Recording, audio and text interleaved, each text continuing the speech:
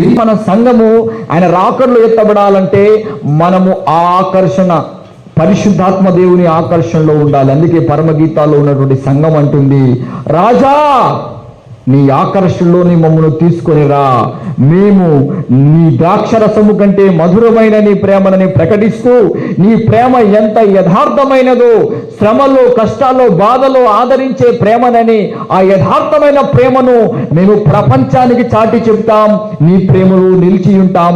ఆ ఆకర్షించే ప్రేమ అంతఃపురములో చేర్చేటట్టుగా మమ్మల్ని ఉంచాలి అని ఆ సంఘము ప్రార్థిస్తుంది, ఆ సంఘము సిద్ధపడుతుంది. నీవు ఎలాగున్నావు సంగమా? నీవు నిజంగా ఆ ప్రేమలో నువ్వు ఉన్నావా? ఆ ప్రేమలో ఆకర్షింపబడుతున్నావా? అది పరలోకానికి చేర్చేటట్టుగా ఉందా?